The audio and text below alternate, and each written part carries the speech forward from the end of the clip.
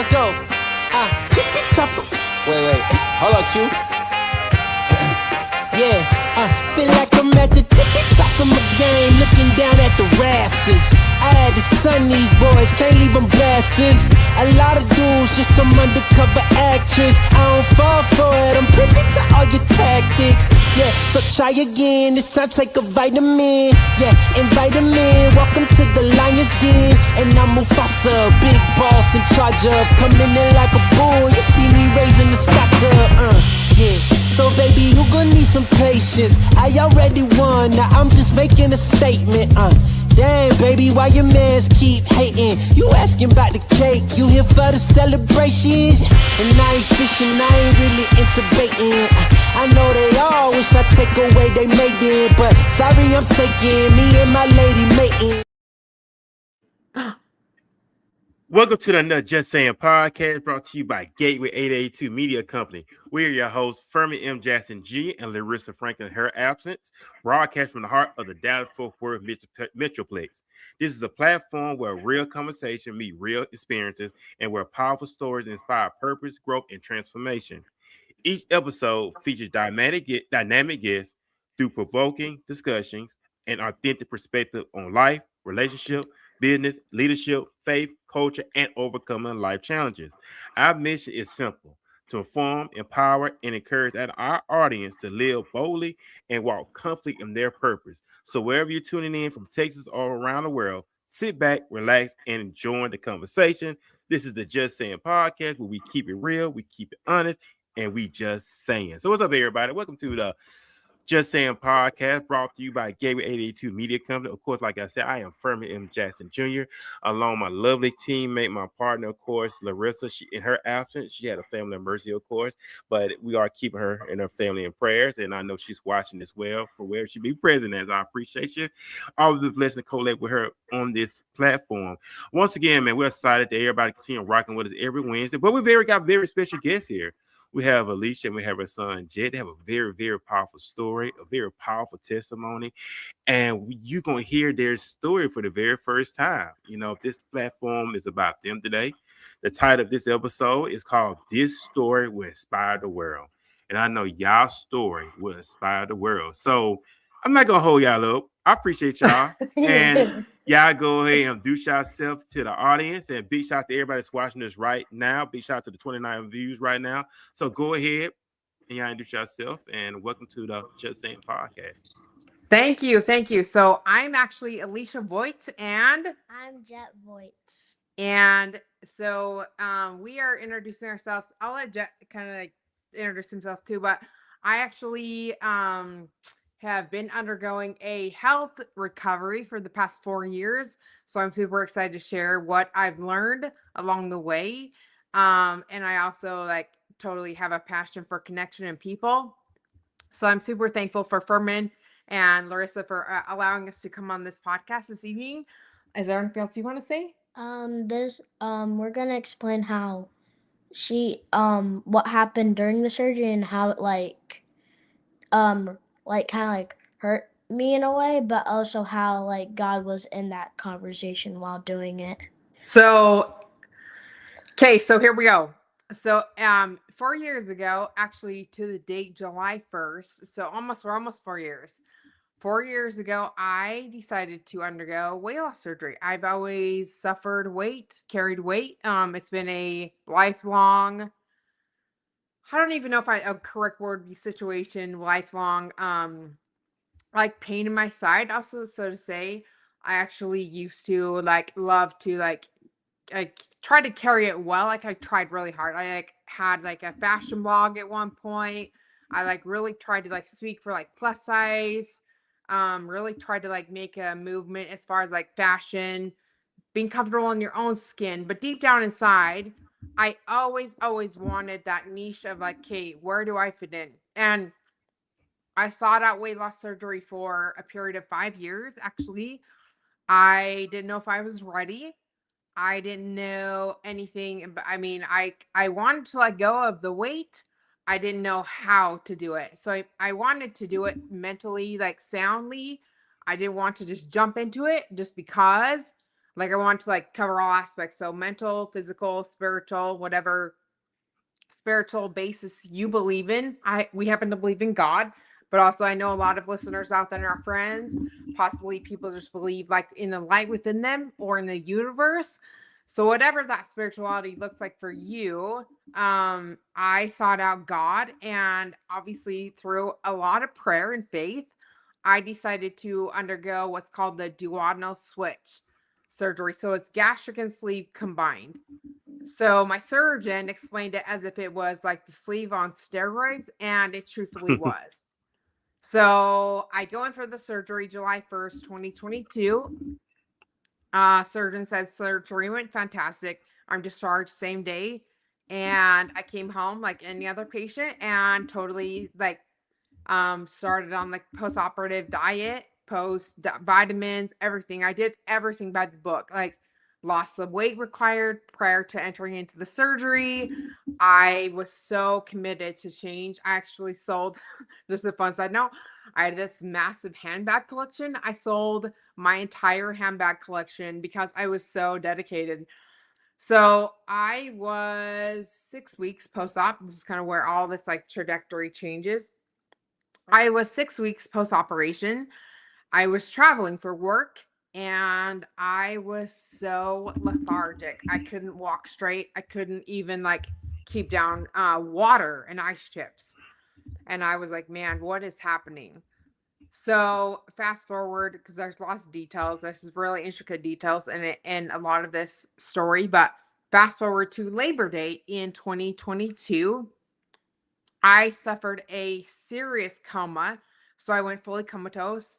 And I actually was hospitalized for a period of 5 days. And this is where like faith and fear coincide here in the story, because I was 5 days in this coma.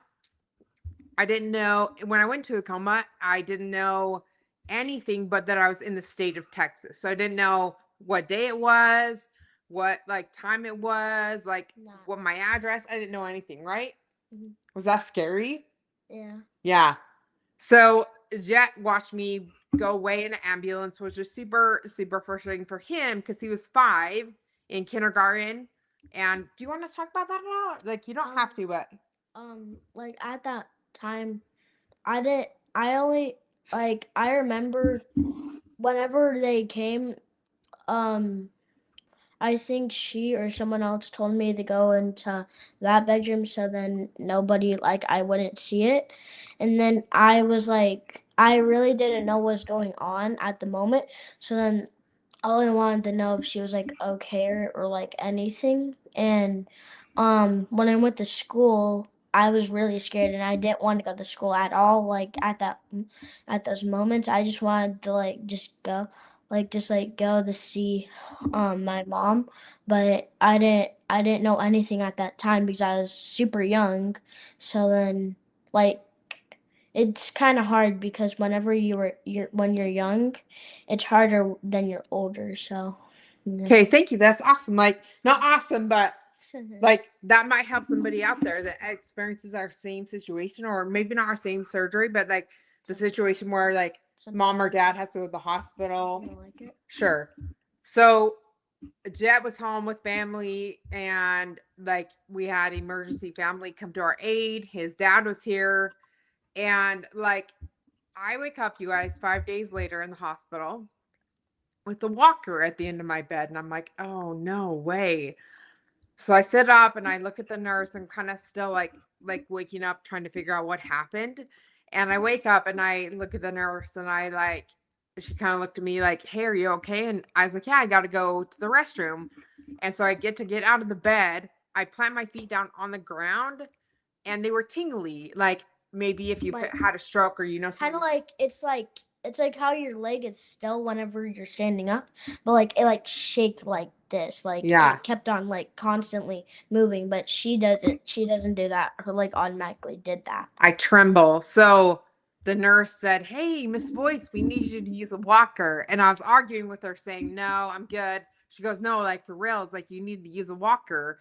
And I didn't want to. And I got up, went to the bathroom. Finally, I walked and it felt really weird. It felt like my feet were asleep, so they tingled. Like And I was like, what in the world happened?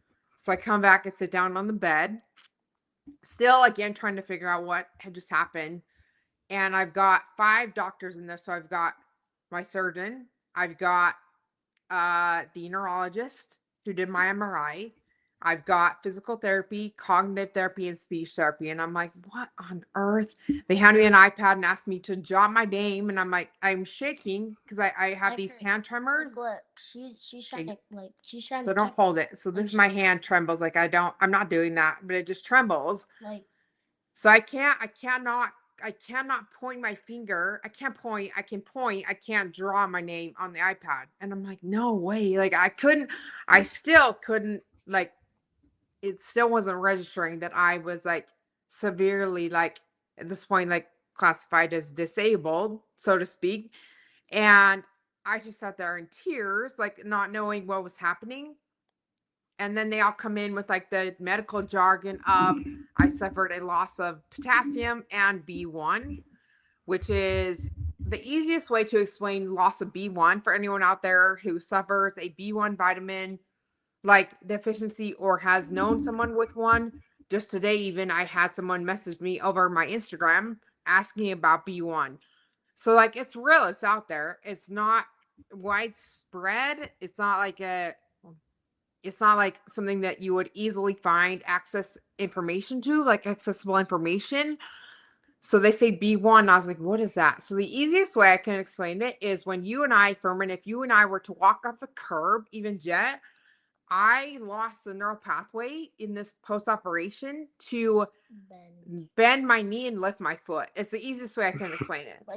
Like it's the way that like how your like your brain knows how to like lift your leg up and bend it. She couldn't do that after the surgery. Yeah, so I lost like A lot. I had low potassium as well. And potassium, if you're not aware, potassium can actually cause paralyzation. So I'm sitting in this room getting all this information, and thankfully I believe in God. So automatically I'm naturally, as anyone probably would, who believes in God and prayer and like higher power, I like reach out in my heart in prayer. I'm not like out loud praying, but I'm like, oh my gosh, God, like what on earth is happening? Mm-hmm. So I'm like grasping this whole story. The neurologist comes out with like the orbital of my brain and says, oh yeah, and you have gray shadowing on your brain stem. And I was like, what does that mean? So he said gray shadowing can cause permanent brain damage. And Ferman, that's where I was like, okay, like, so what is like the longevity trajectory of my diagnosis? And they obviously couldn't give like solid answers at that point. Like it's kind of like a trial, like they didn't know. So I sat there and like I had to relearn, like cognitive wise, I had to like relearn how to like shout. I needed help in the shower. Like I needed help like walking. I needed help writing my name. Like I could feed myself. Obviously, thankfully I never lost like that function, like of the hand movement that way. But like for the longest time, like you know how you sit down and you flex your foot at night, like you're like relaxing, and you like for the longest time, probably for about 2 years, I could not move my foot in a circular motion. So I fast tracked to inpatient physical therapy, started learning how to walk, because part of the diagnosis was them saying to me, hey, Alicia, you may never walk again. I was like, wait, come again? Like, what? Are you serious? And I was like, I thought about it. I was like, that's not even an option. Like, I'm a single mom. I had a 5-year-old, 5-year-old at the time. He's 9 now, but I'm like, not walking is not an option. And I'm like, God, where are you? Like, this is like I mean, I'm sure like people out there maybe have had it worse or similar or something. But in my story, I was like, okay, I'm like getting to this point where I'm like, wow, I carefully sought this out, carefully prayed about the weight loss surgery itself. Like I was kind of, to share some more on this for a minute, you can also follow my Instagram. We'll like post that in the notes or whatever. But I actually was 425 pounds. I was super unhappy with myself, not unhappy in life. Like I'm generally a happy person, But like visibly, I was so unhappy. Like I had struggles like fitting into airplane seats. Like it was a struggle like to like even just like getting into certain like restaurants and sit down. Like it was becoming uncomfortable enough to where I was like, okay, Alicia, we have to do something about this. Yeah. So waking up to a walker, Ferman, was like the hardest part about this whole thing. Like I was like, what in the heck just happened? Yeah. So I actually fast tracked into inpatient physical therapy, graduated from that, and then I moved into outpatient. I did outpatient for 2.5 years. I went twice a week and I worked my little bum off. Like literally like twice a week, every day. I mean, not every day, but twice a week. I learned how to regain strength to get on a treadmill and also a elliptical. I would spend like part of the physical therapy is walking up and down in like their little like track area where you can hold on the bar like side to side. I just walk up and down that thing. I remember my PC would put me in there and he's like, "Hey, Alicia, come on." Like, because at first I would stand up and I would literally shake. Like my entire like bottom legs would tremble, like to the point where I couldn't lift my knee like to walk. So like I would walk and scoot. So like that, I mean, kind of like think of like a baby when they first walk, they scoot their bum on the ground, or they scoot like they're to move. But I finally regained enough strength to graduate PT, and a year and a half ago I joined the gym and I conjured up enough strength to learn how to put both my walker and my wheelchair in my own car. And present day I work out 5 days a week, sometimes 6. And I'm so dedicated to walk again. I can't even explain it. Like it's so tangible. I can feel it. I think what I've learned, Ferman, if I can relate anything to anyone listening out there, like my plan didn't go as planned, right? I had this like much of us out there, like we have these plans for our lives and we have these like everything set up financially. We're like set up secure to like make all these things happen, and it happens, and something else it comes up, or like something happens to where you're like, wow, like what just happened? And then you like fast track going, okay, what am I supposed to do? So I spent hours figuring out in prayer like what to do, like what and how, like how can I be like a tool instead of like sitting here, because it would be so easy for me to not move. Like I have every excuse, like just not move, like not. We decided not to. Yeah. So I decided one day, I was like, you know what? It would be the biggest disservice to not only me, but to this guy if I didn't show Jet that we do hard things. Like we stand up, literally, and we make things happen regardless of how hard it is. I have learned over time that faith and fear, for me, have coincided, not in a bad way, but in a good way, to see like, okay, I have huge fear. Like the first time I walked in or zoomed to the gym in my wheelchair, I was like, this is so awkward. I was so so nervous, so like out of my element. I'd been in a gym for like 2.5 years. Yeah. And here I was in a wheelchair, and I was like, oh, this is like not, I mean, it was embarrassing. Probably I was more embarrassed for myself, but as time went on, it's become just a part of me. Like I don't just become not nervous. Yeah. So it's been the whole process has been so crazy. Yeah, good word. Crazy. Like, but also like here's the deal. Like at the end of the day, like I've learned a few things. One is obviously faith by fire. So like faith by fire, like literally I woke up to a walker and was thrown into this fire I didn't ask for. Like I didn't want, and I didn't ask for it. So I had to have major faith. 2 is you don't always get what you think you're getting. So I don't mean that in a bad way at all. No. So I think the best way to look at something like that is like, what can this teach me? Like how can I be a tool to help others along my journey?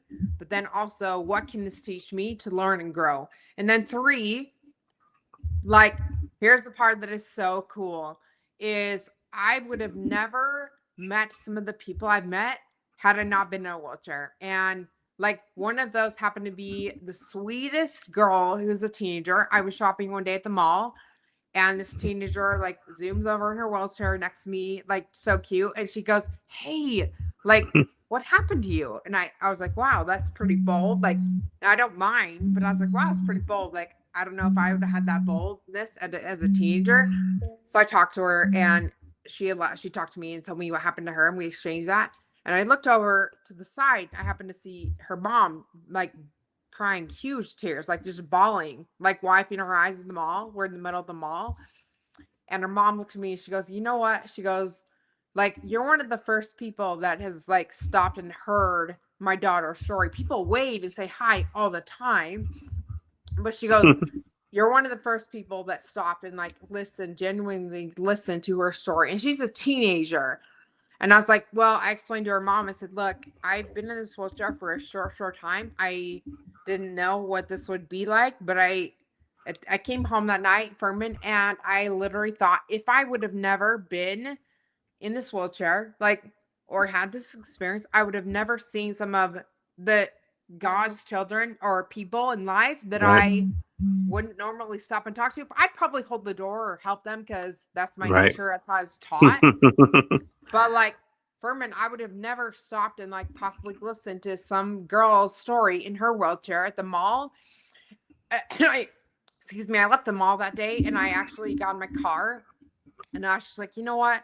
Like, I don't, like, you can't pay me money to like trade these experiences I've had. Like, it's been super hard, but I would never want anyone to like not feel the love I felt from strangers, and then me reaching out to other strangers alike." So that has been those 3 things have been like the key of this entire situation, and like the reason why I like want to share this story, because it is so powerful, not just because it's me, because like in anything in life, we go through seasons where we struggle and we think, what in the literal heck is happening? Like, what is happening? Why? What do I do? I have kids. I'm going through divorce. I'm going through like many things, like bankruptcy, like relocation, whatever ailment that is. And we forget that sometimes the light within us, higher power, if you believe in that, like the light within us is what we need to survive. So it's taught me like a very valuable life lesson that I will keep with me forever. So kind of like a present day, I kind of like full circle moment. So I have this on my Instagram. I currently weigh 198 pounds. And so I've lost 227 pounds in total. Congratulations. Thank you. I've stayed at the same size now for over a year. Okay. So that in and of itself has been one of the biggest like accomplishments of this entire situation. Like I feel so blessed for that reason. I feel super, as far as like the walking, I actually still use a wheelchair to like zoom around to the gym or like the mall, or we take it to the movies or travel. Like I can finally travel again. I don't need, I mean, at first I needed like full assistance. Like I need someone pushing me down the airport in the wheelchair. I can just do it on my own now. I mean, like sometimes, like I just say I can push you around, like you know. So I've gotten strong enough to where I can like lift my own wheelchair in my car, like I said. So it's been a huge like learning experience, but also a cool story to tell. Yeah, but okay, so enough for me for the moment. I want Jet to share what he's felt as a child in the past 4 years. Like, what has this done for you? Like, what do you think?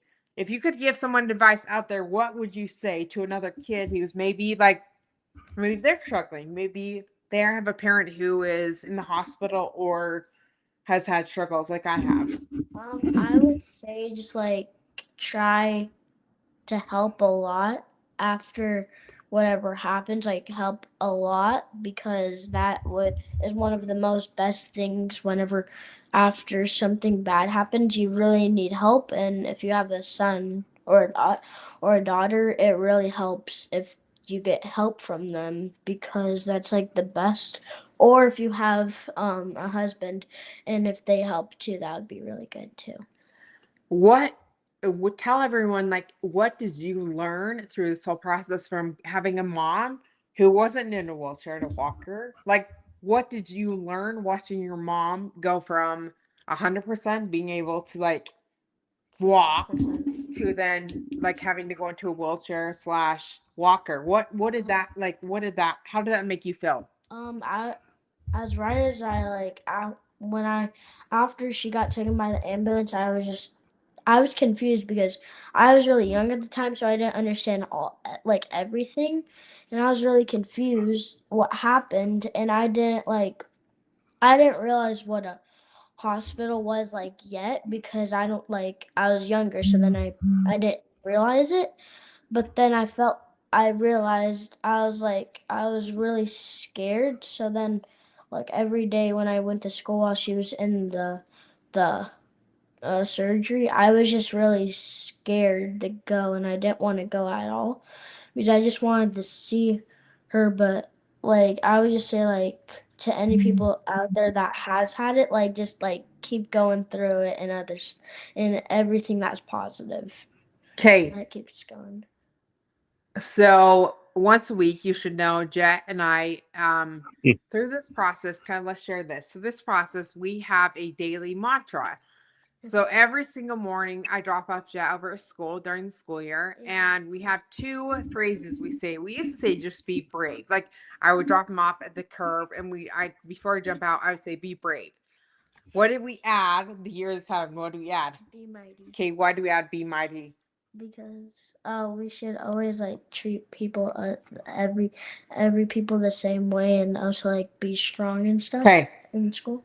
So every single day, 5 days a week during the school year, I tell Jet, "Be brave, be mighty," and occasionally he'll look at me back and say it to me like, "Hey mom, you be brave and you be mighty." And I like learned something in that, and I thought, you know what, like that's so simple, because I'm trying to infuse greatness in my son, let him be his own person. And then whenever I have a kid, I can say it back. Yeah. And we talk about like whenever he's ready to be a dad one day, he can share that with his own kids and say, "Hey, be brave, be mighty." I think one of the best parts about this whole situation is we've learned that God, and obviously with all the respect, anyone who doesn't believe in God, but like the light within you or the universe, I want to be respectful to all like religions. That's a huge thing for me. Like, even but even if something like if you're not like it's okay if you if you're like oh never mind. no, say like but you share what God has done for us through this whole process. A lot of stuff going to church and helping us. Okay. But why has that been helpful? Like what belief have we gained from trusting God in this process? Like A lot. okay. I think strength is a good word. Yes. I think that we've relied heavily on the strength of a higher power than ourselves, because like the first of this, we didn't have answers. I had to actually be tested for Parkinson's and MS both. Thankfully, I didn't have either. I mean, but like literally during that time, I didn't even know. I did not know what was happening. Like I really didn't. Yeah. So I think the hardest part is like, how do you come back from that whole like, or like something that you went like if you get in like a huge like accident, or like sure, if you do something like what you did, you should probably keep on like going after that, so then you can like going at the position you were before. The benefit of keeping going means you are always trying. Like you may not. I always tell people like the heart of my life is so good. Like I don't have a perfect life. I'm not perfect at all, but the heart of my life is so good. Right. And I've learned to move with pure intention. So I've learned to move like I've learned to move like everything relies on a miracle, but then obviously knowing that there is a miracle in every day of this entire healing process. And if you are open enough to those mercies of God and miracles, then they'll happen. Like, it may not be how you want it to be. Like, in fact, if I miss my guess, it doesn't happen how you want it. Like, it doesn't ever happen like how you expect it or want it. Like, nothing goes as planned, like rarely. But like, you have a choice, and we have a choice every day to wake up and say, hey, today is a miracle or it's not a miracle. Like, I get to enjoy going swimming with my son again. I get to enjoy traveling again. I get to enjoy, I get to enjoy like the simplistic things in life because I'm choosing to rise above this crazy circumstance. Like do stuff instead of like just like sitting down all day and not like going out and trying to walk. Yeah. So I think the important thing for me is sharing my story is that, like, and to anyone out there, like, I feel like the most important part of any story, and everyone's story is valuable, but I feel like there is a part of my story that I shared with Ferman before. Our podcast today is like, I used to not value myself at all. Like, I actually went through a period of life where I was possibly suicidal, and I've talked to Jed about this. I mean, you might agree, disagree with me, like talking to kids about things like this, but it's real, and it's a real thing that's out there. Like, our teenagers, our kids, like, mental illness, mental like health is real. And I suffered a huge depressional like time in my life where I didn't believe my worth was valuable, like, until I was actually like hit by a semi truck. So part of my story is that, when I lived in Utah, I'm from Utah. I relocated here in 2013. Okay. But I actually was hit by a semi truck in 2008, I believe. I was getting on the freeway in Utah. Your car was really low. My car, I had a Honda Accord, so kind of paint the picture. Basically, it was like a huge, like one of the big, like not like a truck, but like semi, like one of those like huge, like a semi. Gray semis, yeah. And then basically they were turning where she was, and they didn't see him because they didn't see her because her car was so small. So then they they turned left or right, and then basically it hit her off, and then it hit into this like huge like grassy land, and then she went down a hole. Yep. And I went down a 30-foot ravine, so my car ricocheted off the freeway wall. And like literally the day before this accident, I was contemplating ending my life because I was so like depressed about situational things that had happened, or but luckily you didn't get hurt. I didn't get hurt, actually. So I obviously lived. By the grace of God, the guy behind me, Ferman, happened to be a unified police officer, and he ran down the ravine. I was alone. He ran down the ravine, and I literally I used to drink Diet Coke like all the time. I just popped on Jay-Z. I was listening to Jay-Z, and I had my Diet Coke open, and like I literally, Diet Coke was all over my car. I never rolled. I went midair, so I did a full 360 midair. So he runs down the ravine, and he's like, I can't believe you're alive. Like, he said that to me first thing, and he goes, I can't believe you're alive. And I was like, wait, what? I was like, what just happened? Like, much like the walker at the end of the bed. Like, what just happened here? And this guy, I'm out of my car. I'm kind of screaming because I'm in shock, and he sits me back down in my car. And he looks at me and he goes, hey, so I'm a unified police officer off duty.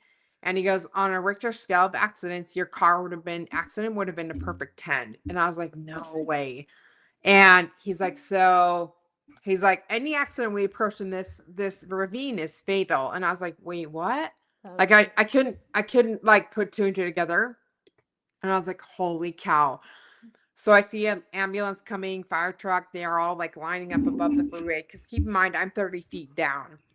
And my car like nose planted in a hole after it flew around like midair. Like landed like. It like nose planted downwards. So it took 2 chains on a tow truck to bring it up to the top of the ravine. And I'm like so persistent. You're like confused. I was so confused, but these firemen come down like to walk me up to the top of the ravine. And I was so persistent, like I was the day in the hospital. I said, no, I'm going to walk. So I look at this fireman and I said, no, I'm walking. And he goes, ma'am, you were just hit by a semi truck. Let me walk you to the top. And I said, no, I got it. So I walked myself up to the top. I wrote my own witness statement in the back of the ambulance. And it was the same moment like that I woke up with the soil surgery coma. I was like, and you realized everything. Yeah, I just thought, what just happened? Like my whole world stopped in a small second, like it did. I mean, if you think about it, while you're going down something, you can like kind of like, if you're going down from a high place, you can like, because the wind's so strong, it can like you can like faint or something. Yeah, Ferman, it was so surreal because I'm sitting in the back of this ambulance writing my own witness statement, and just the day before, I was super ungrateful to be living because of my own struggle with stories or things that had happened to me as like kids and like everything. So I just was like, okay, so lesson learned. I should be thankful I'm alive. Yep, Jess said it perfectly. I should be thankful I'm alive, but also that's right. Like then same thing with the weight loss surgery coma is I woke up and I'm like, I should be thankful I'm alive. Like I have a body. I have a like God who loves me. I have a son, obviously, that I need to attend to, but obviously knowing that my worth is what was in question. And obviously I've been shown time and time again over the past many years that my worth is still valuable regardless of outside noise or what I personally always perceive myself as. And I think that's one of the biggest lessons for men that I would want to share with anyone listening is your worth is so valuable. Like it's not contingent on what other people think or how someone at church views you or somebody on the internet interacts with you or someone at the store who doesn't obviously like put their groceries the correct way on the freaking belt. Like that's not about life. Like it doesn't matter. Like I don't think any of that is relevant until you truthfully like look yourself in the mirror and go, I matter because I'm me. Like I matter because I matter and I value. I want to be valued, but I also want to have that situation I want to make myself better because I believe in being better. Like I always tell Jet, when we know better, we do better.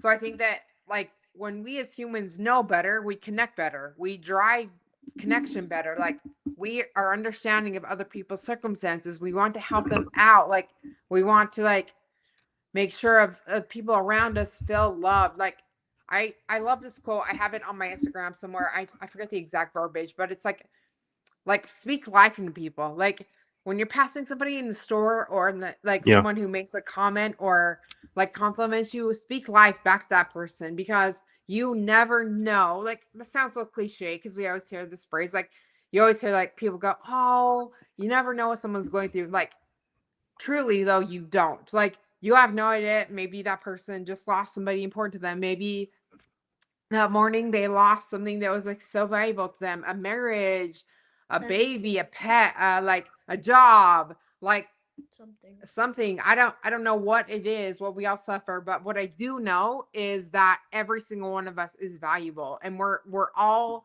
here to move each other along the path. So why not make it more of what it truly is? Like why not speak life into people like who need it most? Like I feel like that's what the other day, one of the things that this weight loss surgery has totally taught Jet and I is that like, because like I used to like walk in Target on my walker and I'd get one of those electric carts and I zoom around the store in the electric cart and it's fun. I loved it once I like learned how to do it. And then I'd like, it was great. But now I just walk in, I zoom in on my wheelchair because it's strength for me to get it out of my car, then put it back in. That's also better because you can, you're walking and I'm using my feet movement is what I need. So the other day we're at Target and there was a lady in front of us that was on the electric cart, Oh, yeah. and she was struggling to get the groceries. Visibly, you could tell she was struggling to get the groceries on the belt. And Jet looked at me, whispered, and he goes, "Mom, should I help her?" I said, "Yeah, we should." So I'm in my old chair behind her. She obviously didn't know I was back there. She could see Jet because he would kind of zoom around and like look at things on the side. Yeah.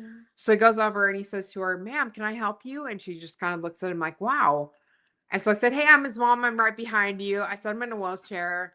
I said, "So we understand." Again, so No, she asked me, and then I put all the stuff on there, and then one of the cards didn't work, so I got her like she got a ton of gift cards. So then she was saying like I got her the Cheesecake Factory gift card. yeah, her gift card wasn't ringing up appropriately, so she asked Jet to grab her another gift card, and she just like looked at me, like turned around when she like zoomed out when she went to like turn around to go out of the store, and she just looked at me. She goes, like, "You're raising a great kid." And I obviously I'm partial, so I believe that, but like there's a bigger picture here. Like, I mean, if you think about it, it's kind of crazy that, like, if you think about it, like, my mom was fully, like, before the surgery, able to walk. Now, like, can't, and it's trying to. And if you think about it, like, you think that while you're doing it, you can't do much, but, like, like, it's kind of crazy because,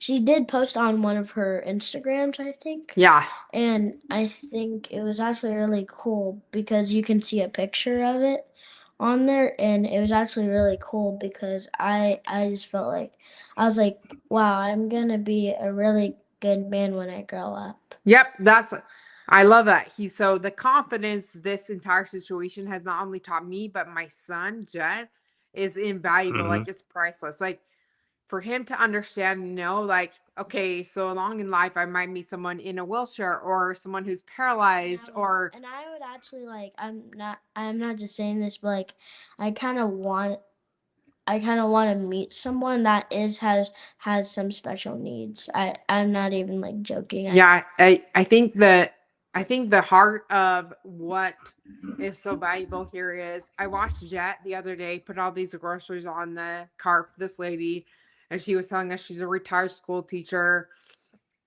And I just sat there and I was behind him, like I snapped a picture and of him helping her, and I was behind him, and I thought, you know what? If we didn't have this situation happening, like we would have we would have helped her, right? I think I'd like to think somewhere in my heart that we would be good people and help regardless of my disability here. But like if we didn't know like what we know now, like my son who's 9 would never walk up to someone just randomly in the store and say, "Hey, can I help you put your groceries on the cart?" Like, and then No, she asked me. she did, and she was super grateful for help. Like it was amazing. It was the most random like Tuesday grocery shopping experience, but I just thought We were just like going the we got in the car, and that's when I thought, Ferman, we got in the car, and I was like, that is why I want to share my story right there. Like, because every reason points to sharing life with people that need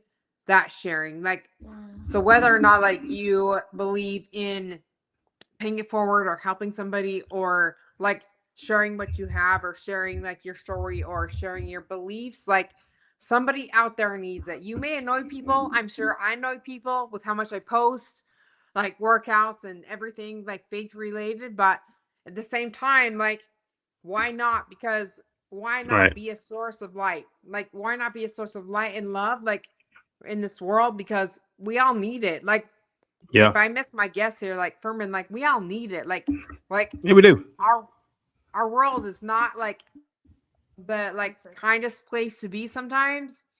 And you jump on social media and you're categorizing like, okay, this person is this, and I can't believe so and so did this, or they took this Yeah. vacation. How can they afford that, or whatever you're looking at? And you're like, all of a sudden, you're like this nitpicking, like comparing life with life. What about reminding people of their greatness? Like, what about reminding our children? Like, if you don't have kids, like I can understand. I can understand, but so what about reminding yourself? Like, Right. but what about these kids who deserve to have a Mm-hmm. generation where they get to speak and promote happiness and greatness? Like, What Right.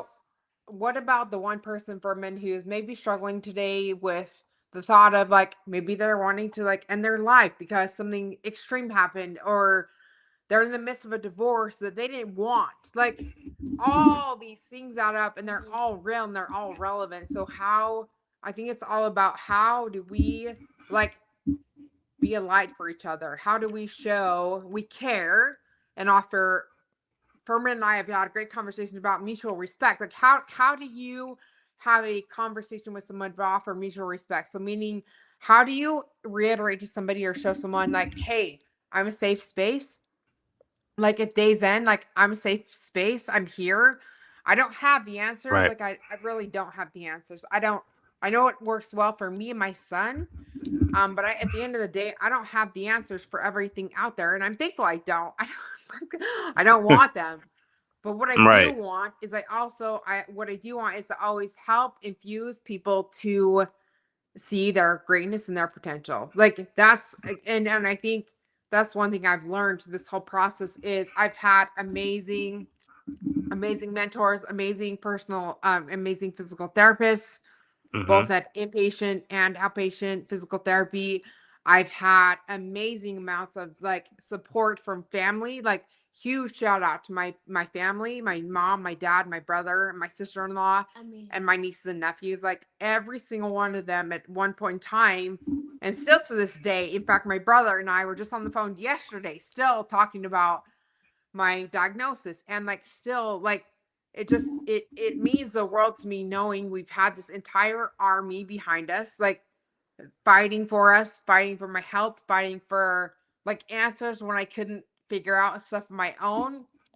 But like my brother put it perfectly. One summer I was home in Utah, and my brother, we grew up in a small family, just he and I, divorced parents, but Okay. two parents. So just at the end of the day, it was always me, my brother, my mom in our household. And then we'd go with our dad every other weekend. But my parents individually, not together, individually, my parents have always served. Like my mom is like the most exemplary person of service. Like that woman will serve till the end of her core. Like I remember growing up, Ferman, and one Christmas Eve, like this is a mom, we live paycheck to paycheck, like totally like, but we're down at the homeless shelter serving the homeless dinner on Christmas Eve, and my mom is sitting there listening to people's stories because that's how we grew up and that's how we were taught.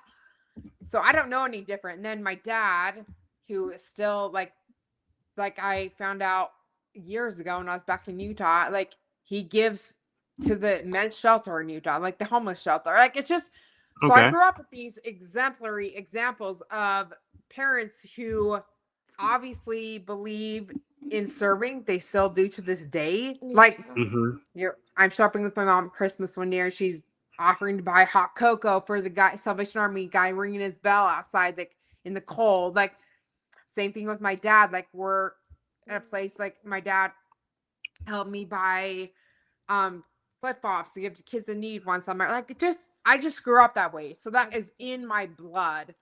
So if I didn't have that example, I wouldn't have known how to turn to this entire situation to make it for the best. My brother said it best when we were home one summer, and he was talking about, I think like his family, we're helping somebody or something was happening. I don't remember the exact instance. And my brother sent a text to our family and just said, hey, we know how to pack a punch, which is so true. Like in hard situations, but also in like life circumstances, my parents like separately obviously taught us how to literally pack a punch. Like they taught us how to fight.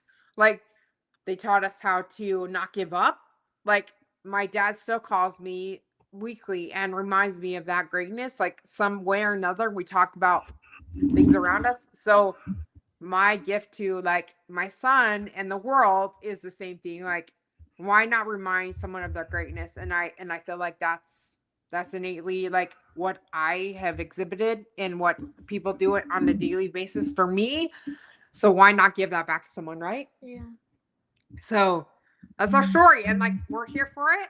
We experience it on a daily basis. We love life, genuinely love life. I actually am so safe now getting to the pool, which I wasn't at first, but I Okay. used to whenever we go to the pool, literally every time she always walks in the pool to help her balance Yep. in the waters. Yeah, I just walk up and down. I walk laps. Like I actually used to be a swimmer in high school. Like I swam competitively, not for the high school team, but I was on another league.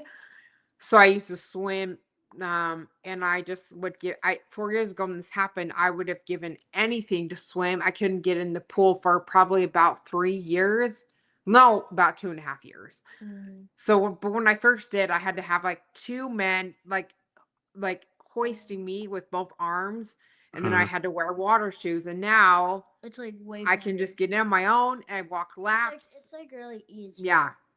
So I feel like wherever you're at in your journey, it's valuable to say, take a step back and look at it, evaluate it, recognize you're here for a reason. Yeah. And like my challenge to anyone out there would be figure out that reason. Like if you follow me on Instagram, amazing. Follow me, drop me a message, say, hey Alicia, like I need to find my reason. I will totally help somebody find their reason for any day of the week. I feel like that is like the least we could do as humanistic individuals is show people like their power, like their greatness. Like it's so valuable to feel and like grow and like learn to be like accepted, but also to remember like you're valued, like you're totally valued regardless of your situation. And obviously I didn't want any of this. I didn't want any of these health ailments. Right.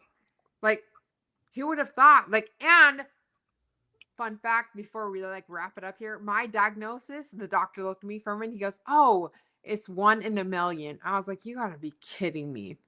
And then they followed that up with, oh, hey, but you may never walk again. And I said, well, that's not an option. I was like, that's not an option. Then I'll be your millionth girl and I'll walk. Like, That's so like that's just it. Like the mentality right there in the hospital bed was decided that like, hey, like I don't care if I'm 1 in a million. I don't care if I was 1 out of 1. Like I don't care if I'm 1 out of 10. Like it doesn't matter. Like that's the message that is so valuable, is that like I just can't stress enough, like every one of us is valued, and we are. like that value is so real, and that respect that you owe yourself is like so tangible. Like sometimes coming back to yourself over and over again is hard.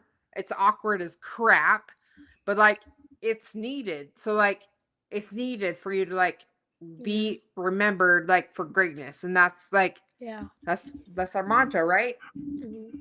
That's our be brave, be mighty, share your story, share your passion. So that is my story in a nutshell. Not a nutshell, it's like long. There's lots of like in between. I mean, yeah. In that, like, right. Yeah. But Yeah. on the whole, like again, it's like the John Mayer song. I used to love John Mayer.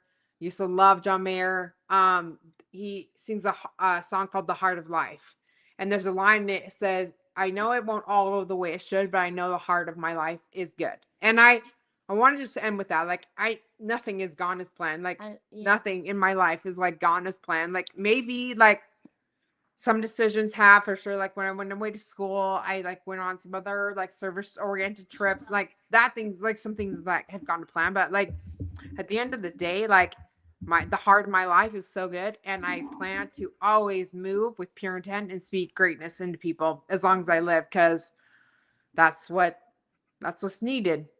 Most definitely. That's what it is. What needed all day, every day. Today is much needed, and I appreciate y'all taking time out your productive schedule to come on here. Like I said, I know Laresa had a family emergency. I know she wanted to be on here to interact with y'all as well. So she is in our prayers along with her family, of course.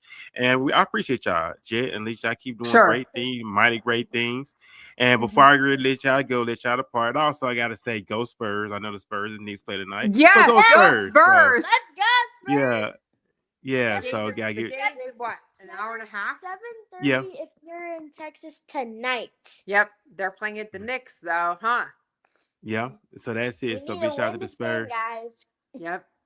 Yeah, got to. It's the evening series out too. So if I get let y'all apart, do y'all have any words of wisdom, any sign of advice that you want to leave here with the listening audience? We're live streaming on YouTube and Instagram and watches it in the near future. Thanks so much, you guys. Thanks for everyone for joining. Thank you, Ferman, for letting us share our story on a podcast. It was really fun. Yeah. Jet. We've always wanted to, so we're starting like this little not like kind of like where you it's called on Instagram, it's called Our Resolute Protector 1, like one full word, not no spaces. We're just we're making videos on it. We haven't posted in like a little while. We're just trying to get it on. We're trying to get a little like thing on. Yeah, Jet has a big idea. He's wanted to have a podcast or be on a podcast for like 2 years. So this is like a super big thing for him. Yeah. He's got his own Instagram, obviously with my help, but it's called Our Resolute Protector. One forward, no spaces. And we're sharing a lot about. We haven't done it yet, but we plan to share about. We're planning to go live, but we need to get 1,000 followers. Yep. So this kid's got big dreams, and I'm here. I'm here for it as his mom. I'm so excited to be his mom. So thank you, Ferman. We were so appreciative of this experience. Thank you. Thank you for letting us be on here. Oh, you're welcome. I appreciate y'all as well. So I'm going to let y'all go. Man, y'all have a great Wednesday. We'll be back next Wednesday, same time at 5 p.m. Central, 6 p.m. Eastern. Also, catch me on the Walking This Ways podcast Tuesday at 7, 8 p.m. Eastern, 7 p.m. Central. Also, Saturdays at 11 a.m. Central, 12 p.m. Eastern. And like I said, I'll let y'all go. So, man, y'all enjoy the rest of y'all Wednesday, of course. And also, speak life. And I'm going to go biblical for a moment. The Bible does say, love your neighbor as you love yourself. Always love yourself. And also in scripture, the Apostle Paul said, no man yet hate his own flesh, but nourishes and cherishes. So if you love yourself, you're going to nourish yourself and you're going to cherish yourself. Yeah, so always love yourself. Yeah, always love yourself. Always respect yourself. Always acknowledge yourself. Remember, Jesus said this, the same works that he did, you shall also do. You shall also do greater works. And that's what I love about the scripture, of course. And knowing that you already hold, you already completed in him, always remember that. Always know that you're fearfully, wonderfully made. You're the apple of his eye. He created you, right? He made you. He fashioned you with gifts. And he fashioned you with talent. He fashioned you with wisdom. Utilize your gift. The Bible says your gift should make room for you and bring forth great men. God gave everybody a gift. Now it's up to you to tap into that gift, find out what that gift is, and that gift is going to make room for you. So always tap into your gift. Never limit yourself. Don't put off tomorrow what you can do today, because we don't know what tomorrow's going to bring. I don't know what tomorrow's going to bring. You don't know what tomorrow's going to bring. But we got to live life like it is our last. And all that's I have to say on that. So, man, I'm going to let y'all go. Man, y'all have a great day. We out this thing. Peace, everybody. Thank you. Bye. And we can just dance the night away.